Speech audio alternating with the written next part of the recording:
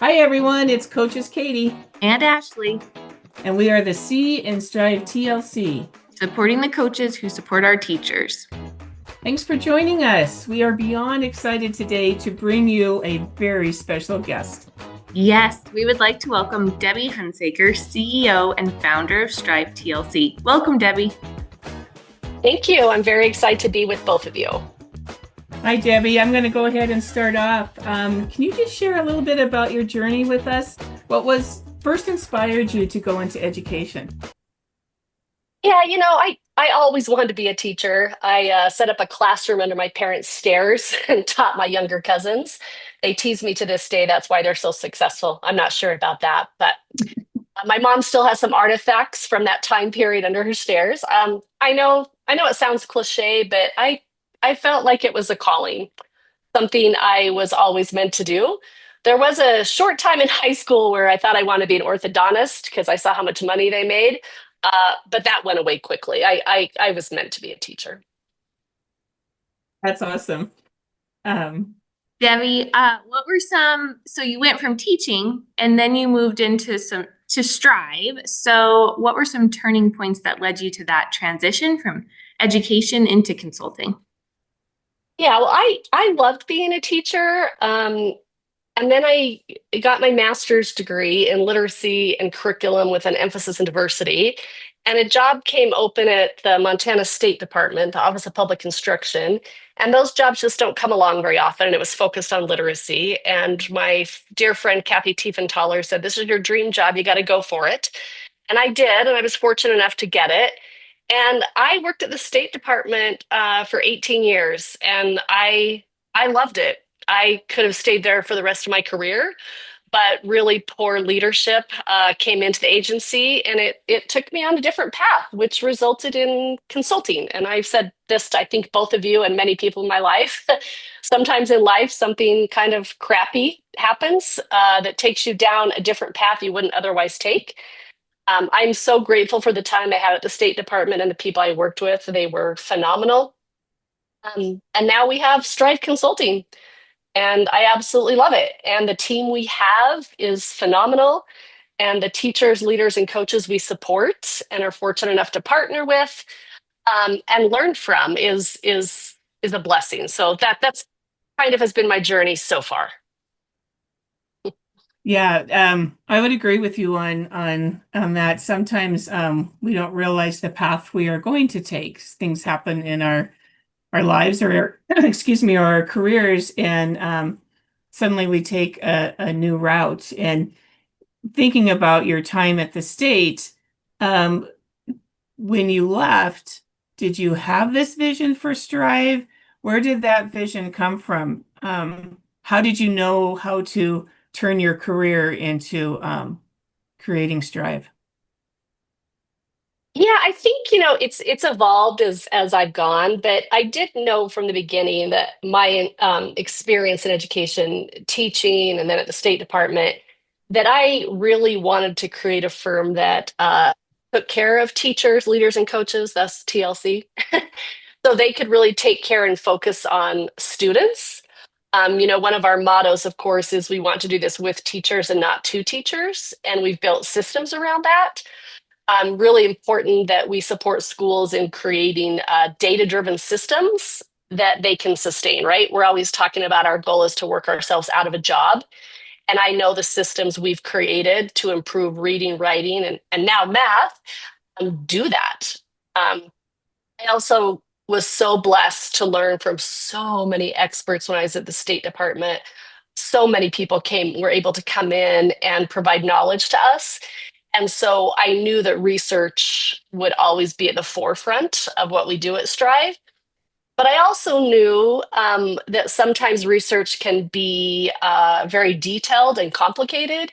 And so I wanted to be able to take the research into practical systems that schools can use that day, even, or the next day if they don't have kids that day.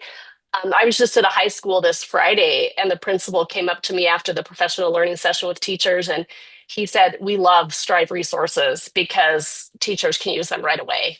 And that has always been a goal of ours. We want Yeah, we want teachers, educators to feel equipped and supported with practical resources rather than overwhelmed by the research and what that looks like in implementation. Yeah. And Katie and I were both coaches at schools that Strive supported. And I think that's one thing that our schools walked away with for sure. You talked a little bit about that TLC in Strive, standing for teachers, leaders, and coaches. How do you see these three groups working together to strengthen schools? Yeah, well, I think, overall, not I think I know, but overall, our goal in Strive is to be a partner with teachers, leaders, and coaches, right? To improve multi-tiered systems of support, all tiers of instruction in reading, writing, and math. And I think the key word is partners. And I think that that is the same in schools. So, of course, we want to start with teachers because that's the daily impact, like where the magic happens is between the teacher and the students. I'm going to tie this together, I hope. And then the leaders, of course, set the direction and create the conditions and systems, like supporting a leadership team, setting clarity around instructional practices and expectations, and the necessary support for teachers to implement those instructional practices. And then also really knowing your staff and their strengths and areas for support and how to create professional learning that really helps teachers be successful with those instructional practices so the teachers can be effective with teaching kids and improving kids' learning. And then when we have great clarity around instructional practices and goals, then coaches support the teachers with planning, teaching, and assessing those instructional practices. And it's so important that coaches are able to have the knowledge and expertise to create differentiated coaching plans to meet the needs of teachers, just like we expect teachers to meet the needs of students. I am really proud of the coaching boutique that you guys are working with and the coaching model that you've all created for instructional coaches, because it really does support them in knowing if they're an effective coach and what they can do if they're not feeling that they are. So when all three of those are aligned, right? Teachers, leaders, coaches, schools really build coherent and beautiful systems for improving student success and teacher success. We have to always keep that at the forefront. If our teachers are not feeling successful and supported, they're not going to transfer that as nicely or easily to students. So those places are where people want to work and be, and they have very little turnover. And that's the ultimate goal. Love that. I love everything that you said there. Just connecting teachers and leaders and coaches and giving them the resources and the confidence to do the work and work with their students.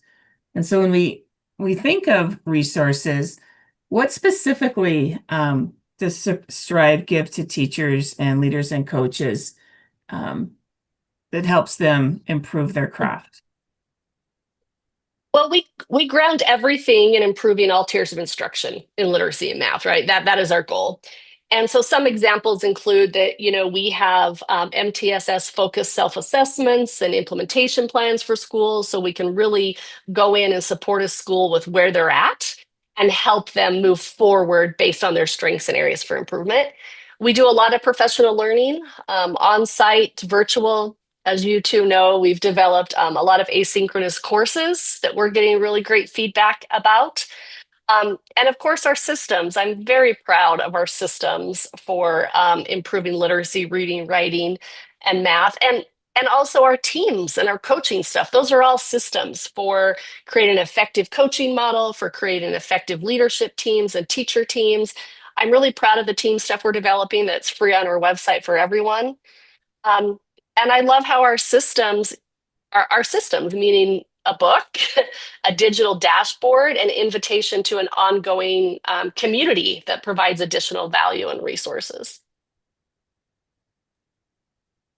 You've kind of touched on this question a little bit, but it is one thing that I think is a huge strength of Strive is that the resources are both research-based and practical for teachers. So I guess how do you make sure that all of the resources are that for teachers and keep that at the head of your vision? Yeah. So everything we develop and bring to schools is based on research, a body of research, right? We are always researching, reading, listening to podcasts, one of my favorite ways to get the research, discussion. The latest system we developed was the striving mathematician system. And the amount of time that that group of educators spent researching and learning for that system was endless hours. Um, but it resulted in an amazing research-based system for teachers and kids. Um, I feel like we really take our time to make sure we know the research and we've got it right before we put it into any kind of resource. A second thing we do that I think is awesome is that we pilot with real teachers. So we are so fortunate to be in so many schools in so many states and to have teachers that are willing to pilot the resources and share them. So Ashley, you've been so instrumental in creating just amazing writing resources, and the feedback we're getting from teachers on the genre writing is wonderful, and their feedback is good, and we improve it before we send it out to everyone. And then the feedback we received on the math system, not just the feedback, but the student data was really fun and powerful, and I feel really honoring of teachers. Yeah, I do think the piloting piece is so valuable, and working directly with teachers in all of everything that we're developing. So when we think of all the resources Strive has, in working with you as an instructional coach, and then now as a consultant, I know which one resources are my favorite. Um, but I'm curious to know which one is your favorite. It's really hard. Our reading system has been with us for since the beginning and is very proven, and people really like it. Um, Probably if I could only choose one and one to support, it would be Striving Writers. And the main reason I say that is because I just see such a need and lack of prioritizing writing when I'm in schools. And I feel like we have really created and continue to create really wonderful resources that give teachers the confidence for teaching writing and what that looks like. Um, yeah, but all of them are. And our colleague Liz Tuss just created a book or a document around gradual release that I hope she puts out soon that has become one of my new favorites. So lots of things. I didn't answer that question very well, but Well, they're all just wonderful in their own way. I think everything that's been developed is just amazing, and um, starting out with your reading system and then just building from there. And yeah, all the resources are amazing, amazing. That was a hard question. There's a lot. So, all right, kind of shifting now. When you're in schools doing that work, because you're still doing a lot of that work, what's the most important piece of advice that you'd give to a new teacher that's starting out their career? yeah, I thought about this one a lot. I think the main thing, because my son just started teaching, I think he's in his fourth year, and I really thought about him with this question. I would say get a mentor and make sure it's a good one and make sure it's a positive one. I've seen some mentors that are good teachers, but they kind of drag down new teachers into some negativity that isn't really good for anyone. Um, and when you get a mentor, you really can rely on teachers that have been there. They can help you learn the curriculum you're teaching, understand the assessments, understand the culture of the school. I think a mentor is really, really important. My son Jordan didn't have one the first year, and he had one the second year, and it was a good. The mentor was a good one, and I know it made a huge difference for him. I also think a big thing right now with teaching is that you need to reach out to people if you're struggling. We want to keep you. What can we do to make sure that happens? If you are struggling and things are frustrating, reach out to your mentor. And if your mentor isn't the right person, reach out to your admin or a colleague. Rely on people that have been there. Totally. Totally. Because teaching is hard and it can feel isolating when you're with your students. And so you have to have that work wife or work husband, however you want to call it, who you can go to and get that support that you need. Yeah. Yes. How about for coaches, instructional coaches? What do you think is the key to building strong, trusting relationships with teachers? Yeah, well, Katie, like you just said, trust is everything. I do feel like you can build trust and improve teaching and learning at the same time. I don't think they're silos. We know that teachers don't want a critic, they want more of a thought partner. Teachers know if you don't like them or respect them. And so, as a coach, you have to make sure that they don't feel that way and that you really find ways to love all of your teachers. And I know that is easier said than done. One thing I think that's really important is listen twice as much as you talk. I keep working on that one myself. Really listen to understand, not to be thinking about what advice or next steps you can give them. I also have joked about this a lot, but if you don't have strong emotional intelligence as a coach, your coaching isn't going to be very effective. So I continue to work on my own emotional intelligence. You cannot take things personal, and it is so hard. That's why you have to have strong emotional intelligence. So I also say work on yourself. You know, I love to listen to podcasts about this. I love Brene Brown. I like Mel Robbins, two of my favorite. Yeah, work on your mindset, and you will be able to build those trusted relationships and better support teachers. All right, so we talked about some teacher advice and some coaching advice. Right now, I'm in grad school working on my principal endorsement. So, what advice would you share with principals or other leaders, especially new ones, that really want to not only like have positive change in their school, but create change that will last? Oh, Ashley, you'll be such a great principal. Um, Big change equals small cycles of improvement. So I think with principals, we really need to focus on improving like 1% at a time, not 10%. We don't want to chase 15 initiatives. We want to pick a few. We want to go deep, and we want to use data to drive decisions and professional learning. We want to be really clear with communication to our staff. These are my priorities for the year. These are the goals. How do your goals align with these? I think creating a strong leadership team focused on instruction is so key for a leader. I know in some states I'm in, they're really lucky in even a small school to have a principal, assistant principal, and instructional coach. And I know in some states, especially Montana, at the elementary level, we may have one principal for several hundred children. And so a leadership team is important at all levels and especially important at those schools. And again, coming back to even if you only have one leadership team and you still have to focus on schedules and budgets and things like that, you've got to designate a time that just focuses on your instructional priorities and you have goals and action steps around those, and that you know your measures of progress to track the data. And that also allows you to celebrate when you achieve those milestones or check off those action steps. Celebrate often and loud with your team. You really need to tell your success story. And I think that's really hard as a school leader because, oh my goodness, the amount of things they do, that they have to prioritize those instructional priorities and celebrating the success around those. And then telling people, telling the superintendent, telling other principals, telling parents about the success is really important. Yeah, I had a principal one time who would say, if we don't tell our story, somebody else is going to.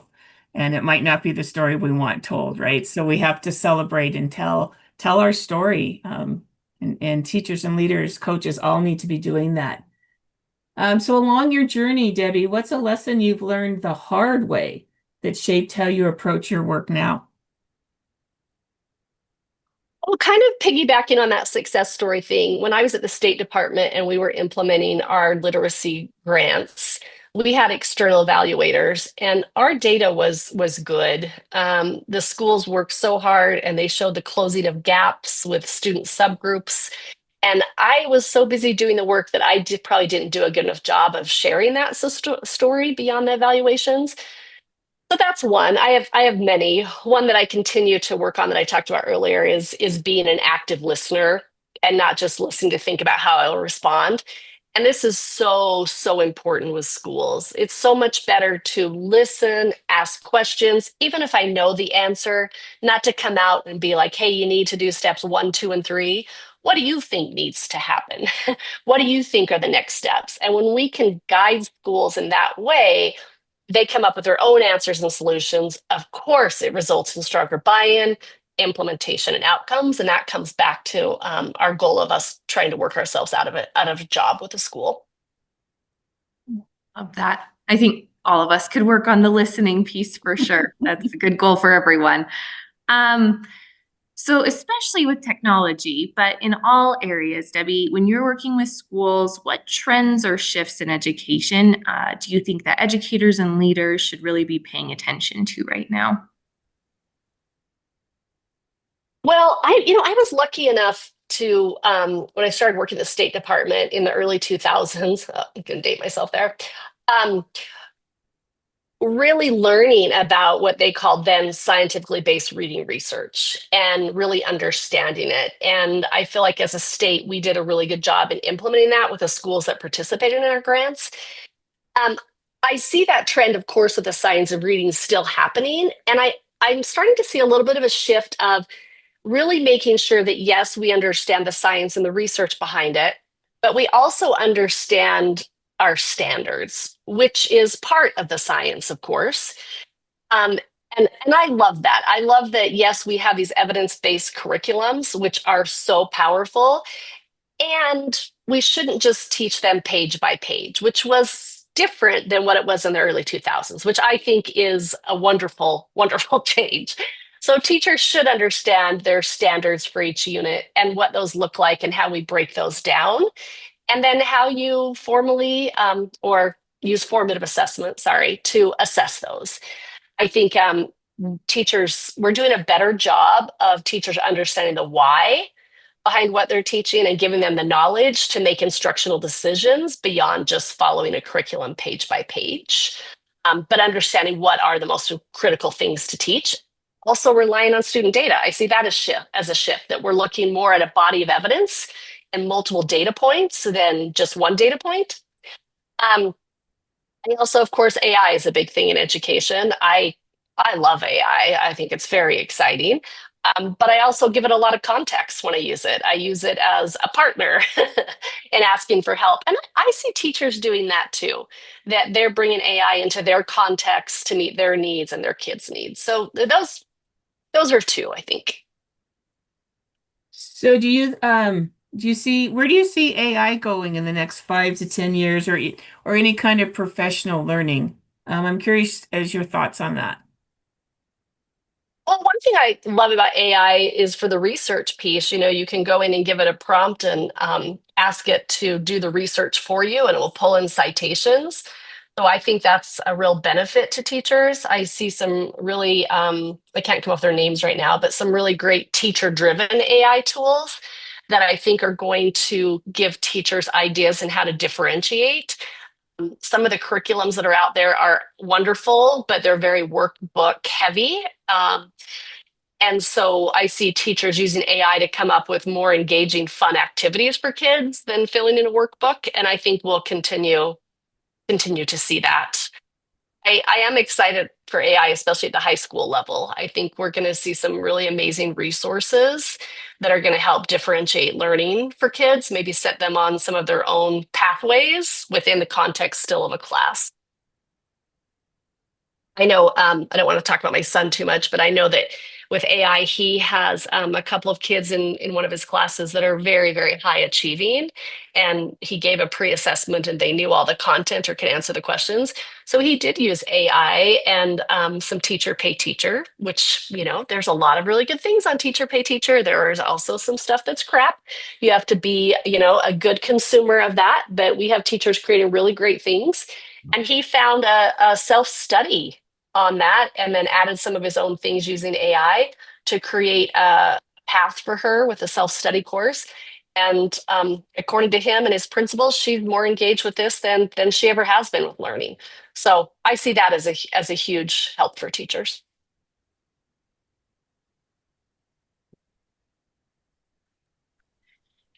Debbie, what's your long-term vision for Strive? I think I've been working for Strive for 7 years now. And so much has happened in 7 years. What are the next steps that you want to take?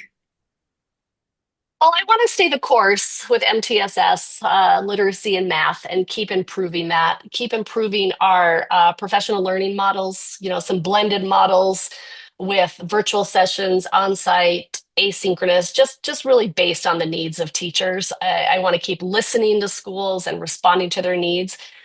Um, I really feel like we're a trusted partner for schools. They tell us that all the time. I want to continue to be that. And I would really love to expand our community aspect through our boutiques, really build our communities so teachers and leaders are learning from each other and not just from us. And again, the big thing is I want to bring value everywhere we go and all the schools we're in and the virtual stuff we do. I just want to make sure that we're bringing practical value in improving all tiers of instruction in literacy and math. Yeah. Yeah, that's awesome, Debbie. Yeah. So we're going to switch here a little bit. Let's get a little reflective with you, Debbie, on what keeps you motivated and passionate about this work. I am going to come back to the TLC, right? Teachers, leaders, coaches. I love working with all of them. Teaching's hard. Leadership is hard. Coming back to, I want to bring value and support. My intention that I set every day that I'm going to be in a school is to be present and bring value. What can I do today to support this school? What can I do to bring value? What can I do to help? Um, yeah, and I love, I think you both also love this, but I love developing resources that help schools. I love knowing a need. Like right now, I'm working on a feedback continuum that will come out in our upcoming newsletter. But how do we create a system around something like feedback that a principal could implement easily with his staff and that a teacher would be able to be like, oh, I can do that. I can do that tomorrow. That continues to be, I think, a real focus for all of us. Debbie, who's a mentor for you right now? You spoke to like those new teachers, having a mentor. You've got a lot of experience and time in what you've been doing. Who do you see as a mentor? I'm going to try to answer this quickly, but this is a hard one. My number one mentor in my life is my mom. She was a teacher, curriculum director, assistant superintendent, and she's really helped guide me in my career, teaching me to stay positive, not talking negative about students, teachers, colleagues. She also was the first one that taught me how to write grants. And so my grant writing began with her, and that has continued to benefit the state of Montana and our clients that we work with. Another one, when I was at the State Department, there was another state director from Idaho named Mary Beth that I really felt helped guide me in the bureaucracy and politics of state government. I will always be grateful to her. We wouldn't have been where we were at with the state in implementing the literacy initiatives without her. And then I know I need to wrap this up, but the biggest mentor in education for me and what I strive to continue to be is Dr. Anita Archer, who I know is the same for a lot of people. She's the most giving educator I know. Not only is she knowledgeable, but she's kind. I consider her not only a mentor, but a friend. I just talked to her the other day. She helped us so much in Montana, and she continues to help us with Strive and is always there to give me advice and support. Three wonderful mentors there, Debbie. And I think you need to know that many of us who work for you consider you our mentor and our inspiration as well. So you need to know that. Thank you. Earlier, you had mentioned that you listen to podcasts and you do your research and you read books. What's one book, podcast, or resource that you think every educator should read or listen to today? I bet you could have answered this for me. I love Tim Shanahan's blog, and now he reads it, in the podcast. I think it's just practical. He's another person that we got to have in Montana a lot, and he helped guide our knowledge about research. And yeah, I think his blog is wonderful. Okay, Debbie, if you could go back and give advice to your younger self when you were first starting in education, what would you say? Kind of goes back to the mentor thing. Listen, learn, don't feel like you have to have all the answers. It's okay if you don't. Rely on those that have more experience and expertise. Yeah, absolutely. All right, well, we're wrapping up here, Debbie, with you. We've got a couple more questions. How can listeners connect with Strive TLC and learn more about the work you're doing? Well, I think, there's three areas. I make sure you're on our email list. There's lots coming this year, a lot more. We're going to focus a lot more on that email list and bringing you value. So make sure you're on our email list. You can join that at strivetlc.com. We've worked really hard to bring value on our website. So check that out and let us know. Let us know how we're hitting the mark and what we can improve. And then we're on Instagram at strivetlc.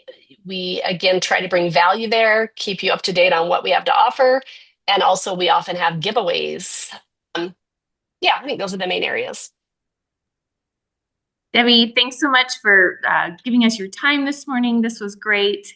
If you could leave the audience with one message, what would it be? I think I've already said this. I'll just kind of wrap this up. We have to take care of the teachers that take care of our children.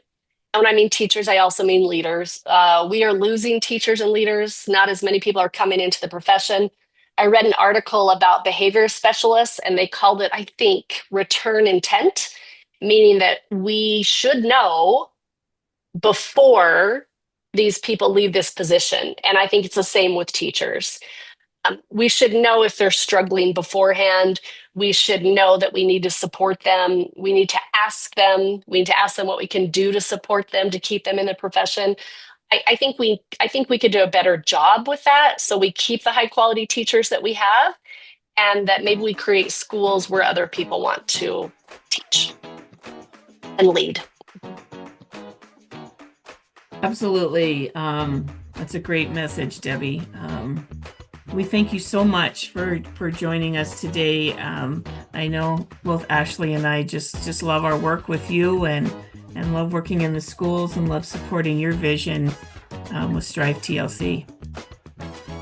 Thank you. This was very fun. I've wanted to do this with you guys for a while, and I love listening to the podcast. You do a great job, and this is a great service for everyone. So thank you. Thanks. Bye, everyone. Bye. Bye.